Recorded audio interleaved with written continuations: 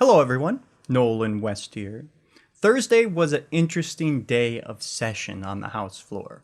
While it was more depressing than interesting, it's important to know what's actually going on in session because following is very difficult for people who aren't literally paid to do it. And it's usually mind-numbingly boring if you've ever taken the time to watch. But some days, like Thursday, are important for everyone to know what's really going on down there. So today I will explain exactly what went down on the floor and translate some of the political doublespeak that goes on all the time. So let's get into Session Explained.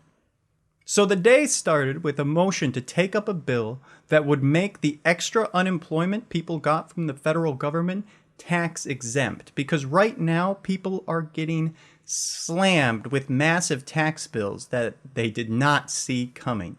And here is Representative Garofalo making the motion. Madam Speaker and members, recently the federal Congress passed a bill which had many provisions in it, spent a lot of money.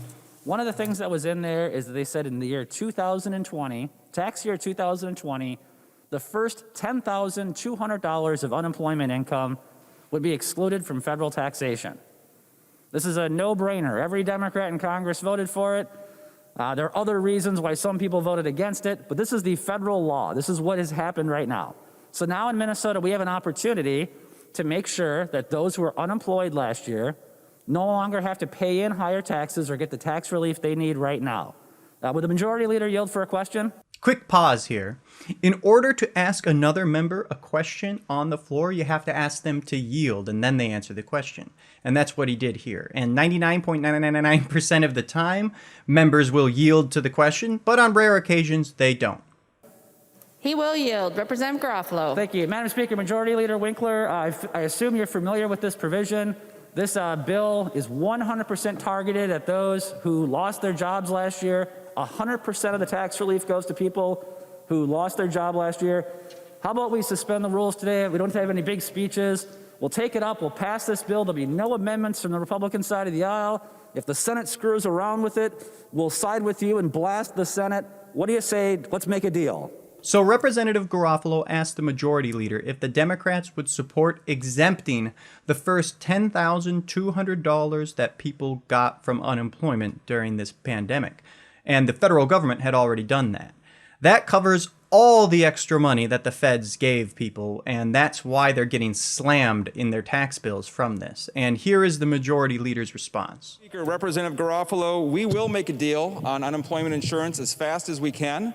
The tax committee is reviewing these provisions. We have budget targets coming out on Tuesday of next week. We know that unemployment insurance is definitely something that we want to do. We look forward to working with you as quickly as we possibly can to get a bill done that fits within the rest of the financial framework of our budget. And Representative Garofalo, I really admire your newfound appreciation for people who are unemployed. Note, he says, fits within the rest of the financial framework of our budget. What does that mean? That means tax hikes. And that will become abundantly clear in a moment. Madam Speaker, it's a sad day in Minnesota. It's a sad day in Minnesota. And Madam Speaker, first of all, I would request a roll call on my amendment or my motion. Representative Garofalo requests a roll call. There's 15 hands. Are there 15 hands? Another quick side note. Requesting a roll call means you want the vote to be officially recorded. And without a roll call, this motion will be voted on by a voice vote, ayes and nays. And you couldn't tell exactly how each individual member voted. And then the speaker asked for 15 hands here because roll call votes slow down the process, as you can imagine. And to prevent that from being abused by, say, 5 members, you need 15 members to raise their hand to get a roll call vote on a motion. So, Madam Speaker and members, again, this is the unemployment insurance side of this. We need to pass this separately. Waiting for the end of session train wreck, leadership tribunal decides everything, monster omnibus tax bill, that doesn't work for the unemployed in the state of Minnesota. What this bill does is it gets it done, it gets it out of the way. Every member of this chamber is in favor of this provision. Every single one. There's no organized opposition to it. It's $269 million dedicated tax relief to those who lost their job. Let's prioritize this. Let's show them we can do this. Let's prove to the public we can actually get along and get something done. Madam Speaker and members, I ask for your support. Representative Garofalo is absolutely correct here. I don't know of a single member of either party who opposes this provision. And now Representative Marquardt gets up to respond. He is the chair of the tax committee who represents the Detroit Lakes area. Members, this is going to be taken care of. We are going to do that.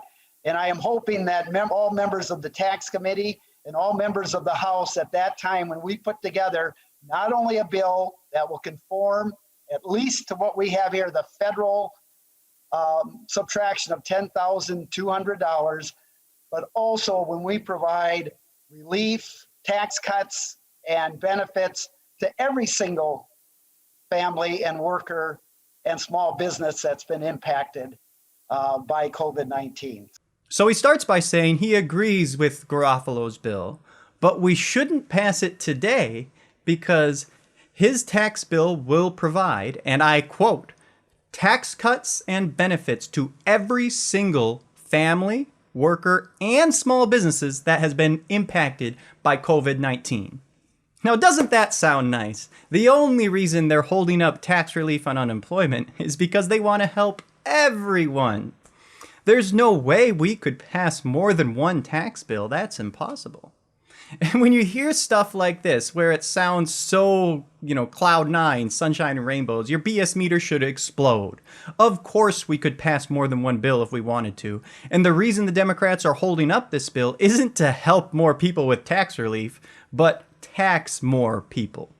And this is exactly the point that Minority Leader Doubt makes. Let's listen here. I want to be on the record because I've heard a couple of times Democrats in the House say, well, we have to hold this back because we want to do some other tax cuts for some other people and make sure that. I assure you, and I promise you, that House Republicans will want to cut more taxes in an additional bill. So you are not limiting yourself by passing this right now. Trust me. We will support that. But I have a feeling that might not really be what this is all about. Would the chair of the tax committee yield for a question, Madam Speaker? Now would be the worst time that I have ever seen, and you'd have the worst excuse to ever raise taxes because we have more money than we've had in the last 10 years in surplus dollars. Can I have your commitment that since it appears that the majority party is going to pass on an opportunity to help out Minnesotans today, can I have your commitment that when this bill comes back, that you're not holding this bill to include tax increases in it? Can you guarantee us and those watching at home that you're not going to use this as some tool to put tax increases into the bill? Leader Doubt makes the point that if we are just waiting to add more tax relief, House Republicans will commit to supporting that right now. So there is no reason to wait on this tax relief. And then we get to the real reason, the actual reason why they want to hold up the bill. They want to hold it up the bill to push it to the end of session so they can negotiate for more tax increases. And listen to Marquardt's non-answer, and that makes it clear. Tell you again what I can guarantee. And I can't speak for the tax committee overall. We still have a lot of work to do because there's a lot of work that needs to be done. But we're going to guarantee when that tax bill comes out, that's going to make Minnesota a stronger state. And it's going to help build back up our workers and our families and our small businesses. That's what I can guarantee. And that's all I can tell you right now. We've got a lot of work to do in our tax committee. So this is the plan. The Democrats plan to hold up tax relief on paycheck protection loans, tax relief on unemployment benefits, so they can wedge a bunch of other taxes into that bill.